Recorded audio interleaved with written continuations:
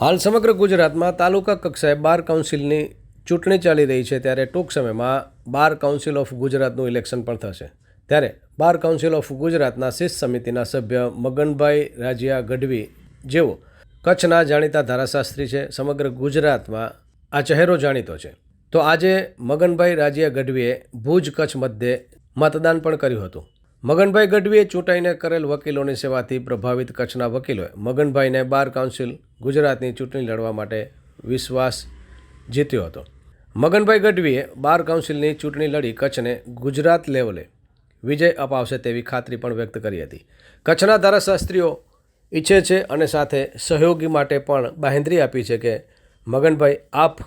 ચોક્કસ કચ્છના પ્રશ્નોને બાર કાઉન્સિલ ઓફ ગુજરાત સુધી પહોંચાડશો એવી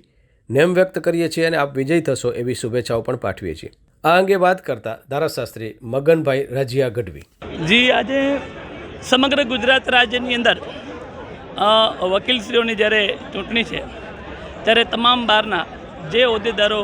વકીલશ્રીઓ જે હોદ્દામાં ઊભા છે, સમસ્ત ગુજરાત રાજ્યના વકીલશ્રીઓ હોદ્દેદારો જે ચૂંટણીમાં ઇલેક્શનમાં ઊભા છે તેમને અભિનંદન આપીએ છીએ। રહી વાત ત્યાં કચ્છ બારની, આજે ભુજ કચ્છમાં તમે આમ મીડિયા મારફતે જોઈ શકો છો, બહોળી સંખ્યામાં વકીલશ્રીઓ હાજર છે અને ખૂબ ઉત્સાહભેર મતદાન કરી રહ્યા છે। જી, ચોક્કસ મતદાન કરવાનો તો અધિકાર છે, બરાબર। આજે હું પણ મતદાન કરીને અહીંયા આપ સમક્ષ છું। ગુજરાત બાર કાઉન્સિલની ચૂંટણીના જ્યારે સમય આવી રહ્યો છે, ત્યારે સમસ્ત ગુજરાતના અને કચ્છના એક વકીલોનો જે ઉત્સાહભેર છે, એક ખાસ કરીને કચ્છની અંદર કેટલાય સમય થયા જ્યારે બાર કાઉન્સિલ ગુજરાતની અંદર હું ઇલેક્શનમાંથી જ્યારે મને ચૂંટવામાં આવ્યો શિસ્ત સમિતિ બાર કાઉન્સિલમાં, અને મેં એક સપનું લઈને આવ્યો કચ્છની અંદર મારા વકીલ મિત્રોના, કચ્છના વકીલોના, ગુજરાતના વકીલોના હું કામ કેવી રીતે કરું, એના માટે હું તન, મન અને ધન આ ત્રણેય શબ્દો સાર્થક કરવા માટે મેં જે પ્રયત્નો કર્યા, અને દરેક બાર એસોસિએશનની અંદર જઈ વકીલશ્રીઓના આઈ કાર્ડ બનાવવાના હોય, ઓળખ કાર્ડ હોય, એડ્રેસ ચેન્જ, બરાબર, નવી સનતોનું કામ હતું, બરાબર, તમામ વકીલોને જે કામગીરી હતી અને દરેક બારને ડોનેશન આપી અને બહાર માટે મેં પ્રયત્ન કર્યા। આજે એ જે વાતાવરણ છે એ કચ્છભરમાં ગુંજી રહ્યો છે કે મગનભાઈ, તમે ગુજરાત લેવલે પ્રતિનિધિત્વ કરો,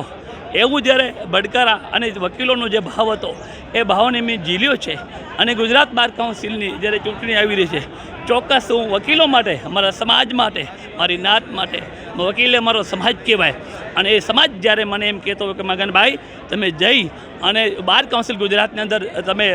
કચ્છ વતી જાઓ, તો એમનું જે માન છે મારા માથા ઉપર, મારા સિર ઉપર ગુજરાત બાર કાઉન્સિલ ચોક્કસ લડીશ અને ત્યાં બહુ મતોથી જીતી અને કચ્છના વકીલો માટે એક અહીંયાથી કરીને જવું હોય તો ત્યાં કામ છે એ સરળતાથી થઈ શકે, એના માટે બાર કાઉન્સિલ ગુજરાતની ચૂંટણી લડવાનું છું। વકીલો, આ બધા વકીલોના આશીર્વાદ છે, ફળીએની ફૂલશે। ફરી એકવાર તમે અહીંયા આવી અને ઇન્ટરવ્યૂ લીધો અને અહીંયા આવ્યા એ બદલ આપનો ખૂબ ખૂબ આભાર।